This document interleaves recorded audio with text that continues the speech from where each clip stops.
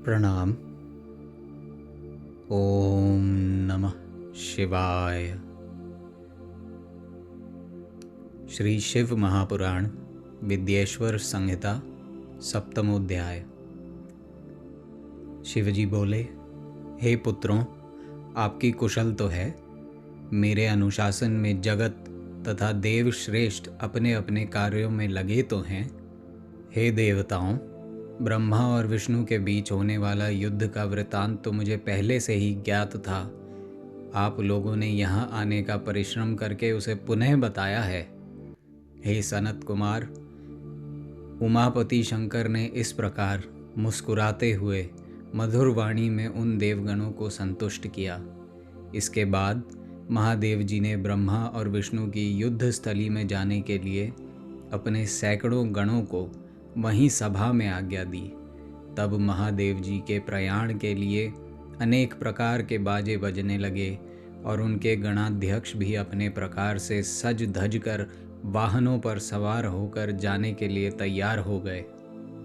भगवान उमापति 5 मंडलों से सुशोभित आगे से पीछे तक प्रणव ओम की आकृति वाले सुंदर रथ पर आरूढ़ हो गए। इस प्रकार पुत्रों और गणों सहित प्रस्थान किए हुए शिवजी के पीछे पीछे इंद्र आदि सभी देवगण भी चल पड़े। विचित्र ध्वजाएं, पंखे, चंवर, पुष्प वृष्टि, संगीत, नृत्य और वाद्यों से सम्मानित पशुपति भगवान शिव भगवती उमा के साथ सेना सहित उन दोनों ब्रह्मा और विष्णु की युद्ध भूमि में आ पहुँचे। उन दोनों का युद्ध देखकर शिवजी ने गणों का कोलाहल तथा वाद्यों की ध्वनि बंद करा दी तथा वे छिपकर आकाश में स्थित हो गए। उधर शूरवीर ब्रह्मा और विष्णु एक दूसरे को मारने की इच्छा से माहेश्वरास्त्र और पाशुपतास्त्र परस्पर संधान कर रहे थे। ब्रह्मा और विष्णु के अस्त्रों की ज्वाला से तीनों लोक जलने लगे। निराकार भगवान शंकर इस अकाल प्रलय को आया देखकर एक भयंकर विशाल अग्निस्तंभ के रूप में उन दोनों के बीच प्रकट हो गए। संसार को नष्ट करने में सक्षम वे दोनों दिव्यास्त्र अपने तेज सहित उस महान अग्निस्तंभ के प्रकट होते ही तत्क्षण शांत हो गए।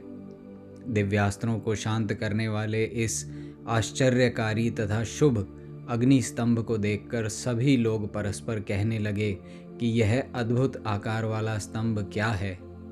यह दिव्य अग्निस्तंभ कैसे प्रकट हो गया।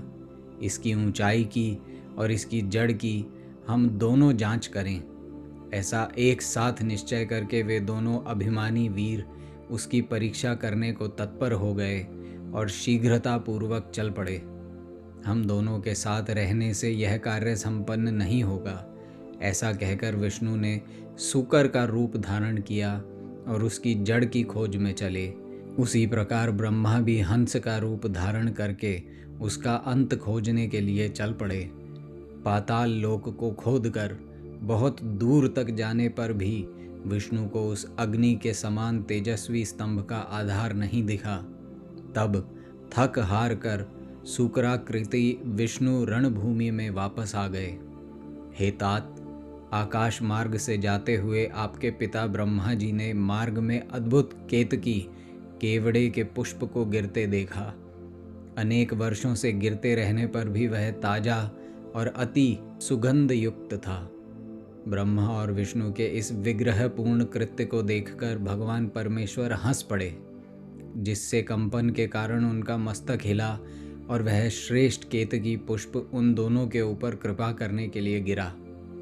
ब्रह्मा जी ने उससे पूछा, हे पुष्पराज, तुम्हें किसने धारण कर रखा था और तुम क्यों गिर रहे हो। केतकी ने उत्तर दिया, इस पुरातन और अप्रमेय स्तंभ के बीच से मैं बहुत समय से गिर रहा हूँ, फिर भी इसके आदि को नहीं देख सका।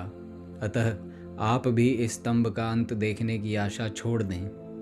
ब्रह्मा जी ने कहा, मैं तो हंस का रूप लेकर इसका अंत देखने के लिए यहाँ आया हूँ।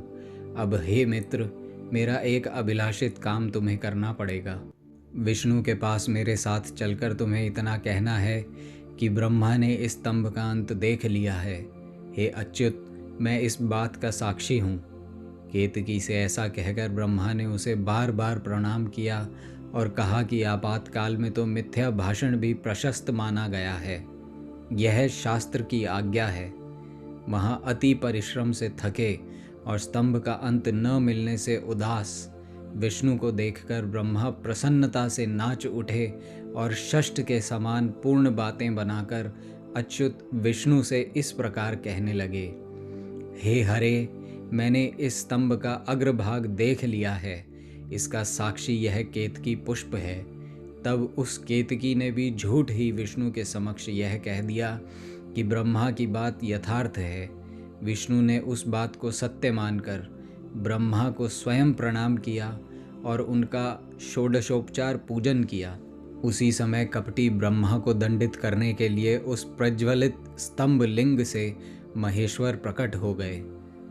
तब परमेश्वर को प्रकट हुआ देखकर विष्णु उठ खड़े हुए और कांपते हाथों से उनका चरण पकड़कर कहने लगे, हे करुणाकर, आदि और अंत से रहित शरीर वाले आप परमेश्वर के विषय में मैंने मोह बुद्धि से बहुत विचार किया, किंतु कामनाओं से उत्पन्न वह विचार सफल नहीं हुआ। अतः आप हम पर प्रसन्न हों, हमारे पाप को नष्ट करें और हमें क्षमा करें। यह सब आपकी लीला से ही हुआ है। ईश्वर बोले, हे वत्स, मैं तुम पर प्रसन्न हूँ, क्योंकि श्रेष्ठता की कामना होने पर भी तुमने सत्य वचन का पालन किया। इसलिए लोगों में तुम मेरे ही समान प्रतिष्ठा और सत्कार प्राप्त करोगे। हे हरे, अब से आपकी पृथक मूर्ति बनाकर पुण्य क्षेत्रों में प्रतिष्ठित की जाएगी और उसका उत्सव पूर्वक पूजन होगा। इस प्रकार परमेश्वर ने विष्णु की सत्य निष्ठा से प्रसन्न होकर देवताओं के सामने उन्हें अपनी समानता प्रदान की थी। इस प्रकार श्री शिव महापुराण के अंतर्गत प्रथम विद्येश्वर संहिता में अग्नि स्तंभ के प्राकट्य का वर्णन नामक 7वां अध्याय पूर्ण हुआ। ओम नमः शिवाय।